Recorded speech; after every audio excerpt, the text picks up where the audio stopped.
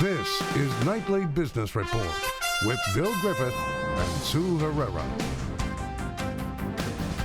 Record finish. The major averages extend their win streak, closing at all-time highs as the bulls stay in control on Wall Street. $1 trillion deal. The House approves a massive spending bill that some are calling a big win for business.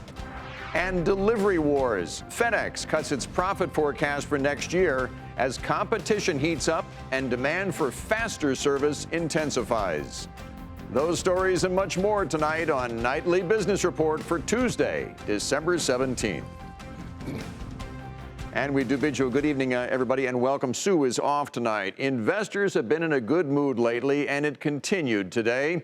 Stocks made new highs again as Wall Street welcomed better than expected reports on the economy and more progress on trade. And once again, the gains may have been slight, but it was still good enough for more records. The Dow today averaged just a gain of 31 points to 28,267.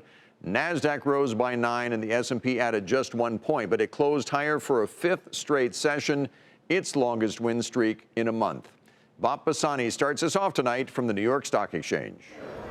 Stocks were back in record rally mode today. The Dow, S&P 500, NASDAQ closing at new highs, just barely. This is the 30th record close of the year for the S&P.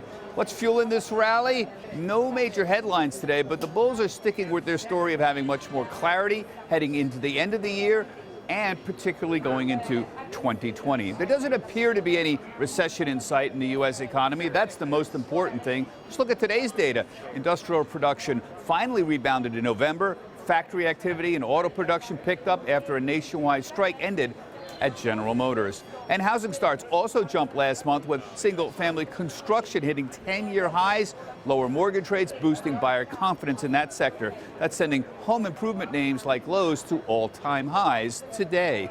Bond yields also spiked in that stronger report, pushing big banks like Bank of America, Citigroup, Goldman Sachs, new 52-week highs for them, along with the regional banks like KeyCorp.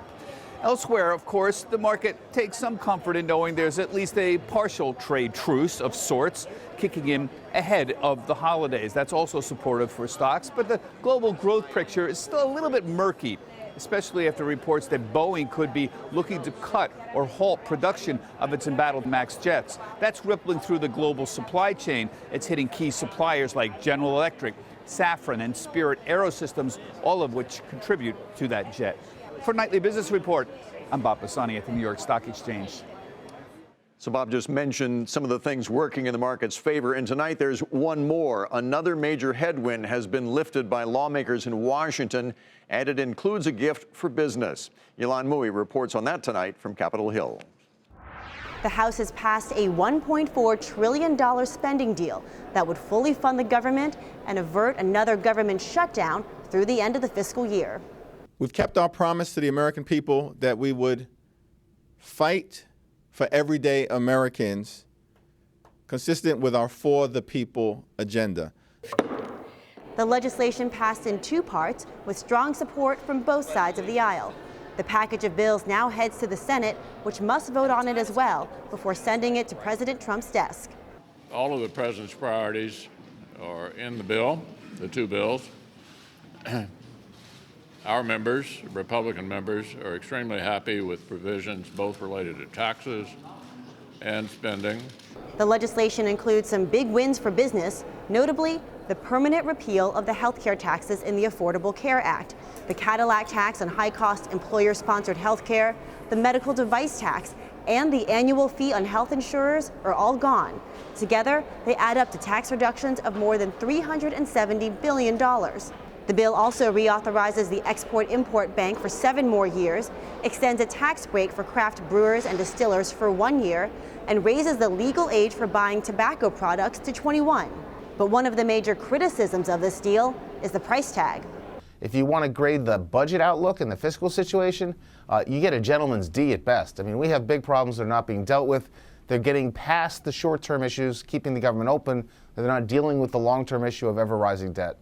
All of those additional provisions have earned bills like this a nickname in Washington, Christmas trees, because they've got something for everyone. For Nightly Business Report, I'm Ylan Mui in Washington.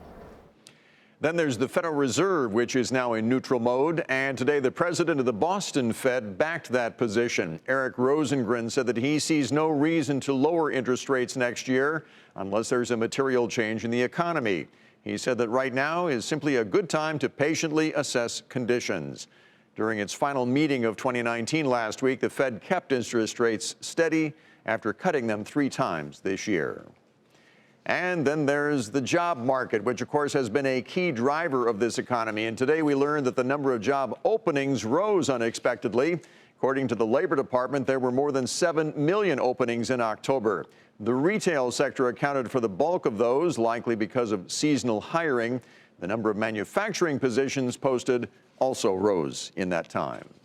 And as we mentioned, the real estate market seems to be perking up just in time for the new year. Housing starts, which measures new home construction, that rose more than expected in November. And building permits, which signals how much construction is in the pipeline, that was even better. Diana Olick rounds up the latest numbers. With builder confidence at a 20-year high, it should come as no surprise that housing starts and permits are so strong. Single-family starts were the real driver, up to a 10-month high. Builders are responding to strong demand as well as a severe shortage of existing homes for sale.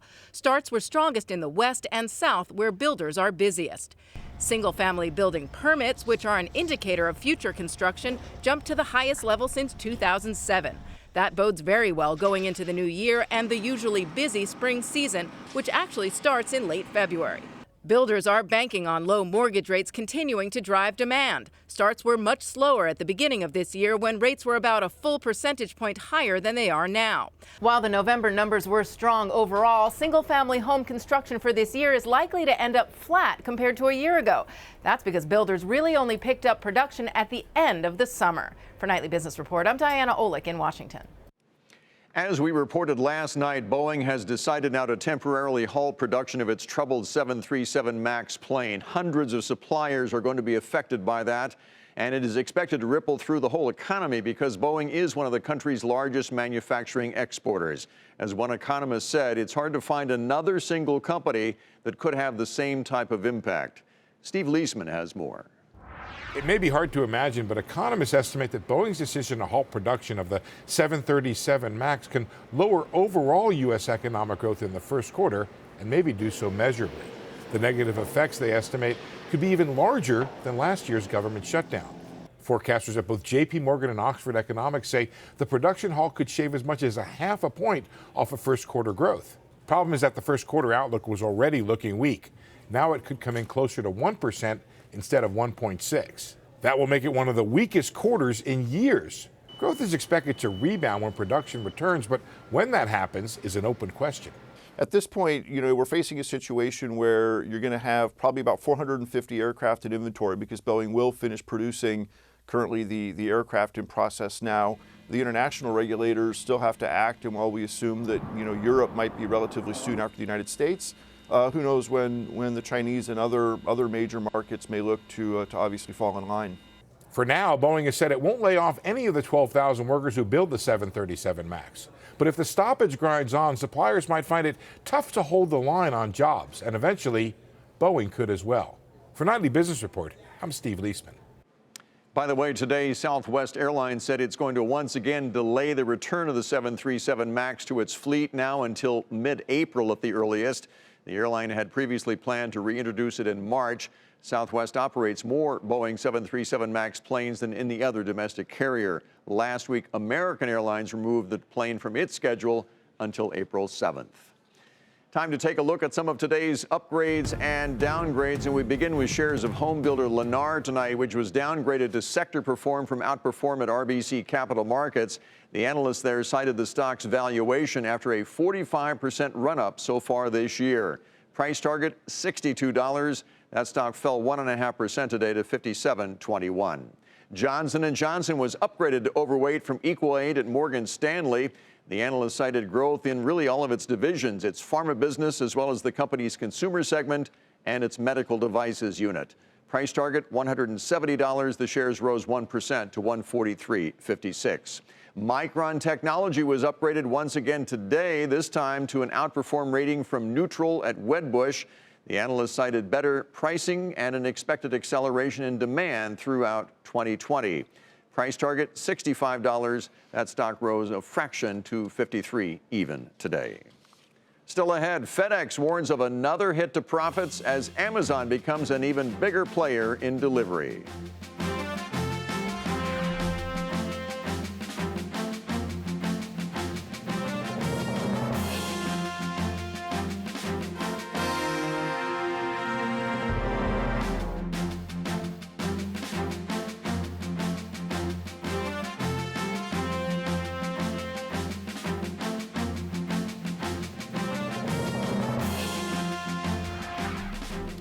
Late today, FedEx cut its earnings target for the fourth time this year. Now, you might think that the rise of e-commerce would be good for the shipping giant, but all of the competition and the increase in volume has meant higher costs. So profits fell in the most recent quarter, along with revenue, and that sent the stock lower in initial after-hours trading tonight.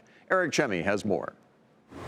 It was a disappointing quarter for FedEx. CEO Fred Smith acknowledged in the release that the company's fiscal 2020 is, quote, a year of continued significant challenges and changes. The company missed on the top and bottom lines, citing weak global economic conditions, increased FedEx ground costs, the loss of business from Amazon, a shift to lower yielding services, a more competitive pricing environment, and a late holiday shopping season. Looking ahead, the company is reducing its guidance to reflect lower than expected revenue and higher than expected expenses. FedEx is also implementing reductions to its Global Express air network and restricting hiring, all to help improve productivity and better match capacity with demand. For example, FedEx is eliminating many of its international flights to reflect reduced global air freight demand.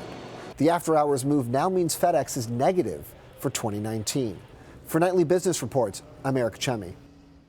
Amazon and its promise of next-day free delivery is one of the big reasons why the shipping industry is being reshaped.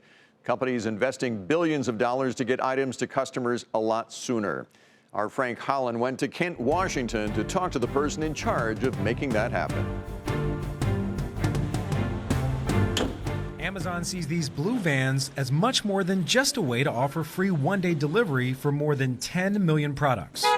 They are an important first impression on that last mile delivery for Amazon. Maria Renz is the former top advisor to Amazon CEO Jeff Bezos and currently the global head of delivery experience. Amazon is projected to see the volume it delivers increase by 50% next year, becoming a rival to one-time partner FedEx and current partner UPS. Well, after moving to one day this year, we have seen an acceleration in both revenue and unit growth. The company has seen its fleet of delivery vans grow by 150% from June of 2018, when it started with 20,000 vans. But these men and women who are literally the driving force of Amazon's free one-day delivery don't actually work for the tech giant. Drivers work for independent companies that handle the majority of prime deliveries. I couldn't ask for a better management team that I work with at Amazon. Chris Lilly is a former Army captain who now owns Amazon Vans and employs 60 drivers in Seattle. He says delivering free one day is the opportunity of a lifetime and a challenge.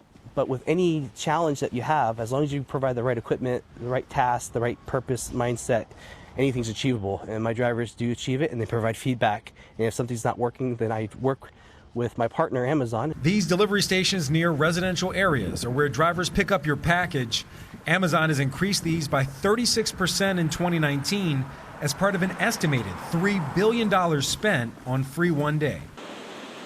In North America, 100 warehouses known as fulfillment centers, 125,000 workers, and 200,000 robots are all a key part of making free one day a reality. And expect to see even more of those blue vans on the road. Amazon delivers about half of what you buy on the site now.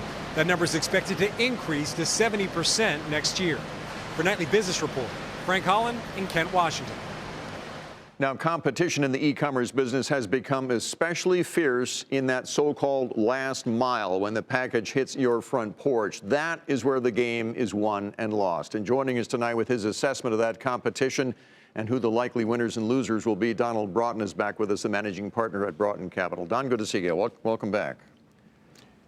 Always good to see you. And I would add to that retailers like Target and Walmart, who now have their own customers coming to pick up the items at the store after they've ordered online. They cover the last mile as well. I mean, that really is where the competition is right now, isn't it? Oh, it's across the board. And yeah, it used to be that the last mile was in your back seat or your trunk. So it's in some ways a return to that. Who are the winners likely to be? Now, Amazon clearly is the one that's sparking this competition with all the money that they're spending right now. But, you know, there are others that have played this game very well as well. What do you think? Well, Amazon's certainly grabbing the headline right now. But I think it's important that we take a step back and look at what the chess game that's being played here.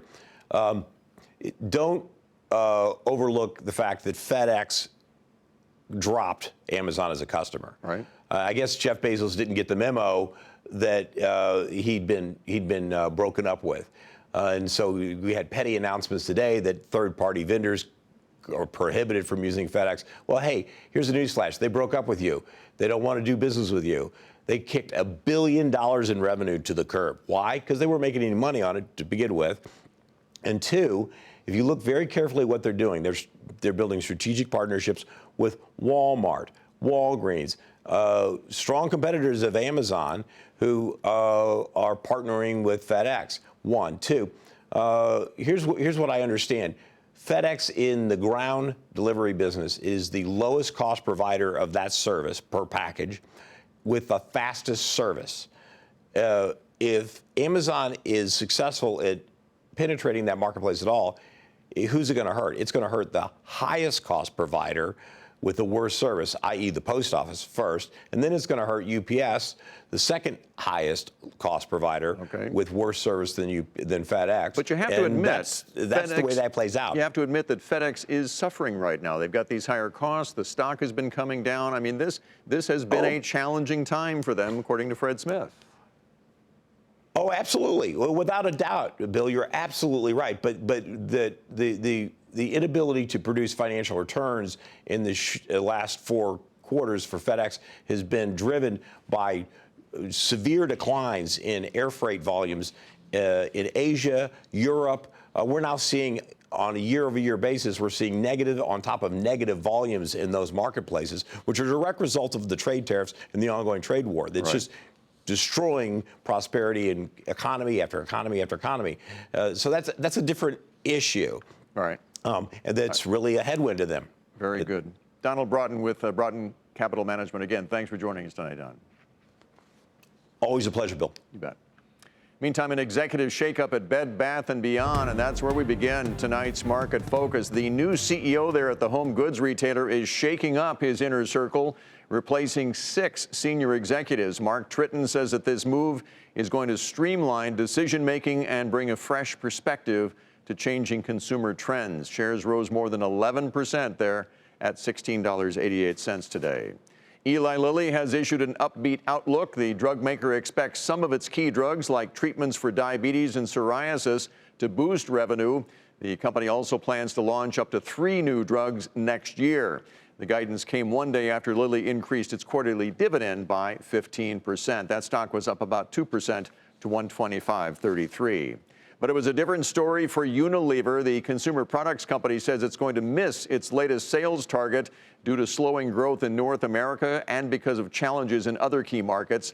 So the company now plans to cut some costs. And the stock dropped on that news about 9% to $56.28. And finally, truck maker Navistar posted mixed results. It did beat profit expectations, but it fell short of Wall Street's revenue forecasts. It also issued a downbeat outlook for next year, citing lower demand and supplier production constraints. Shares fell almost 10.5% today as a result of $28.97. All this week, we're getting you ready for investing in the new year by bringing back some familiar Market Monitor guests. And tonight's guest likes 3 large dividend-paying stocks. Last time she was on in September, she recommended Microsoft, which has risen 11% since that time. She also liked Palo Alto Networks, which is up 8%, and Broadcom, which is 11% higher. Nancy Tengler is back with us tonight, of course, Chief Investment Officer at Tengler Wealth Management. Good to see you again, Nancy. Thanks for joining us tonight. Oh, you too, Bill. Thanks for having me. And so we're talking dividends tonight. You start with United Technologies. You like UTX? They have a pretty good dividend, don't they? Yeah, it's about a 2% yield. The company just announced an acquisition of Raytheon. Investors didn't like that news, but we think it's going to improve the balance sheet and decrease risk in the company by increasing exposure to aerospace. So this is a CEO who has been very good at acquisitions, Rockwell included. They raise the dividend handily every year, and investors are going to get Carrier and Otis spun out next year, so they'll get 2 additional holdings. Okay. You're sticking with Broadcom. You mentioned it last time. It's up 11% in the meantime, and you're staying with it. Why?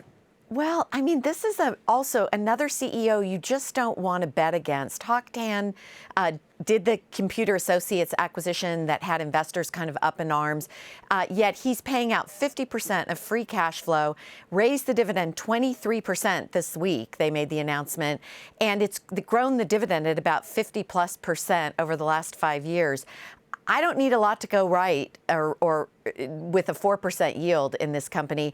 It is in many of the sweet spots, and with trade tensions easing, I think this is a place investors will be glad they were 2, 3, 5 years from now. All right. Finally, the current king of all media, I guess, Disney, which really is not known for its dividend. It's only 1.2%, but you can't argue with the total return you're getting right now, huh? Yep, and they're growing at about 8% a year, Bill. I mean, the 10 million subscribers on day one was an important milestone to hit, but we think they're going to hit their target of about 60 to 90 million 5 years out, and they're going to be, doing it without impacting margins materially because they're not paying for content with cash they don't have, like Netflix does every year, to the tune of $3 billion in negative net cash flow. So we like this for the theme parks, for the movies, and for streaming. And Bob Iger is a great manager and leader, so we're going to stick with our holdings. Once again, the CEO for you is an important component in that decision-making process. Nancy Tengler with Tengler Wealth Management. Again, thanks, Nancy. Good to see you. Thanks, Bill. And coming up, with farmers, they have a growing appetite for more peas. We're talking world peas here in Montana. This is cattle country. It's also a top producer for a key ingredient to replace beef. Beyond Meat can't get enough of this stuff. So why aren't American pea farmers making money? That's coming up shortly.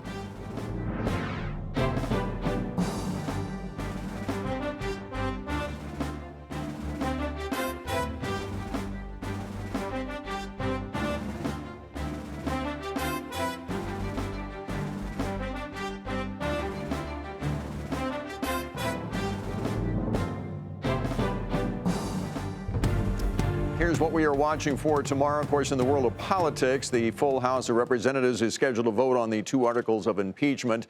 A number of Federal Reserve officials are scheduled to be speaking on the economy. And the housing market will be in focus once again with the release of weekly mortgage applications. That's what we're watching for on Wednesday. Ford said today it's going to be adding 3,000 new jobs at 2 Detroit area factories next year. The automaker will be investing nearly $1.5 billion to build new pickup trucks, SUVs, electric and autonomous vehicles. Those 2 plants are in Dearborn and the Detroit suburb of Wayne. Meantime, coffee futures prices today saw their biggest one-day gain since 2015. Brazil, which is the world's largest coffee producer, is facing a supply shortage right now because of drought conditions. And the same thing is happening in other South American countries as consumption remains strong right now. Finally tonight, American pea farmers are hoping for better days. During the trade war with China, they lost key export markets and prices dropped as a result. But now there may be new hope thanks to the plant-based protein craze. As you saw, Jane Wells is in Flaxville, Montana tonight. I actually love this. I love being out in the middle of nowhere. Paul Canning is a 4th-generation Montana farmer and Air Force veteran at the center of America's protein debate. He grows peas in a state better known for beef. There's this kind of friction between beef growers and pea growers on things like Beyond Meat. America's pea farmers are on a tear. Production is up 40% from a year ago, and acreage has grown 400% over 25 years. But pea prices are not good. You know, they're trading under 10 cents a pound to the grower, which is really below the cost of production right now. Wow. Tim McGreevy says peas are split between domestic and foreign markets. Most U.S. peas go out of the country. But the two largest customers, India and China, have slapped on huge tariffs, and exports have collapsed. We're down about 300,000 metric tons in demand from our two largest suppliers. And so that's a little hard to make up. The hope is that as farmers in places like Montana decide what to plant, domestic demand from companies like Beyond Meat will make up for the losses overseas. So these are yellow peas that have been treated. Paul Canning has bought special pea seeds for 2020 from a pea protein company called Purus Foods. Purus has a $100 million investment from Cargill to beef up pea resources and convince more farmers of any crop to use peas as part of their rotation. There's a lot of beauty in peas, specifically because they're nitrogen fixating. So they take nitrogen from the air and convert it to usable fertilizer for itself, but they overproduce it, so they make fertilizer for the next plant. Beyond Meat isn't the only customer. Tyson has created a new pea and beef blend. In fact, last year in the U.S., 327 new pea protein products hit the market, up from only 11 a decade ago. If this is something that's going to be sustained, I want to take the opportunity to kind of get in on the ground floor. Canning hopes the hype around proteins grown sustainably is also sustainable. For Nightly Business Report, Jane Wells, Flaxville, Montana. And once again, it was a record close for the major averages today. The Dow up just 31. That was enough, though. NASDAQ rose 9. S&P added 1. That is Nightly Business Report for tonight. I'm Bill Griffith. Thanks for watching. Have a great evening. See you tomorrow.